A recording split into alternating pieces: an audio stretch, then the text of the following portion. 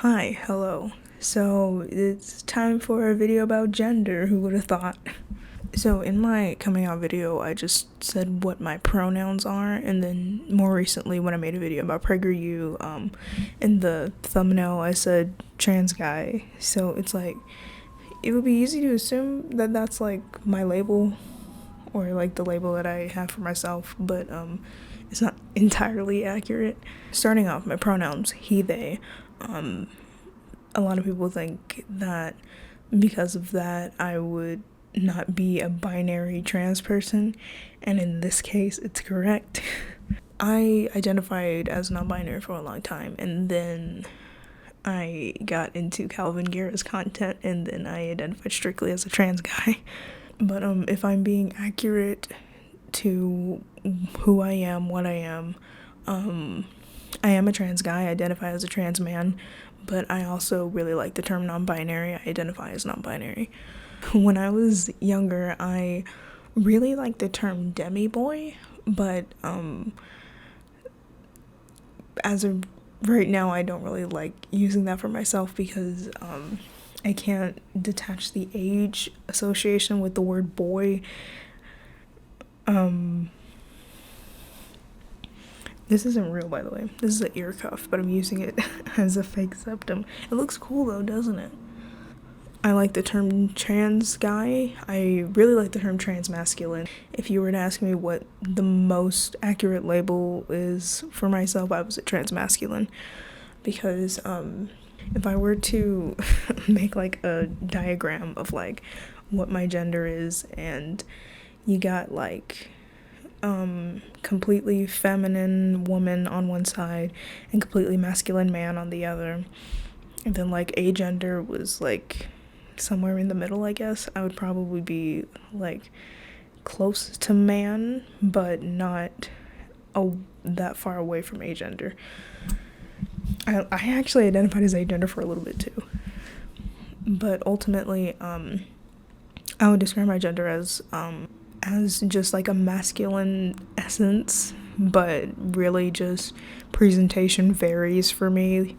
I like the terms of, I like being called a man, but it's not entirely accurate. Like, it feels kind of weird and kind of uncomfy, but not like horrible.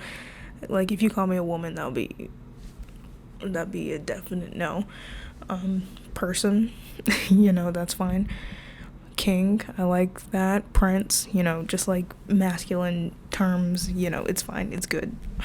But like if I call myself a man, it's like in a really loose term, it's a loose way. Also, I just want to add that being a woman, especially a black woman, is a unique experience. So that's also part of the reason why I identify as non-binary, because I still feel a connection with womanhood and being a woman, like the woman experience. Okay, I don't know if that made sense, but I just wanted to add that in. Okay, back to the rest of it.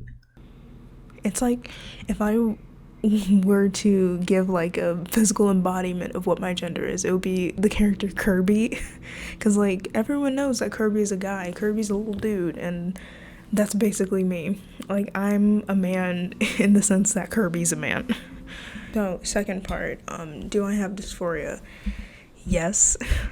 So for me, my dysphoria is usually associated with my chest and my hips. I really don't like that. Makes me really uncomfortable and want to crawl out of my skin. I don't really have bottom dysphoria if I don't think about it. Like, if I never had bottom surgery, I'd be fine with that, but I absolutely cannot and will not envision a future of me where I don't have a flat chest.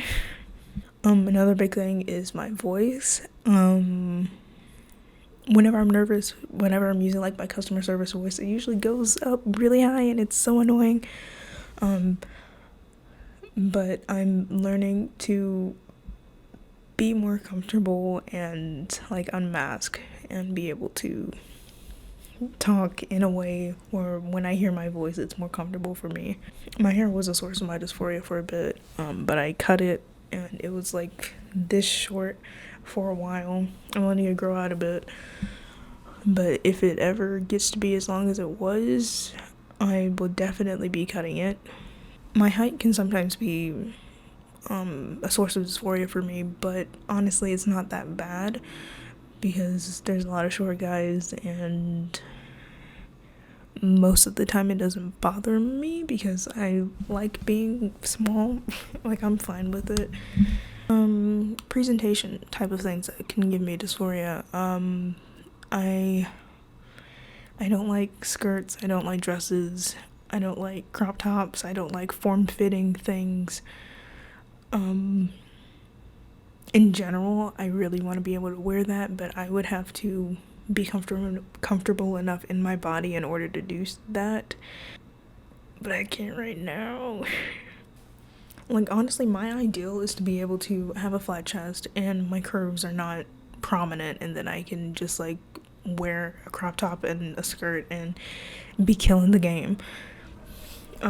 Makeup is alright usually, and it depends on who's around me, because like if I'm around other trans people and I'm wearing makeup, I feel fine.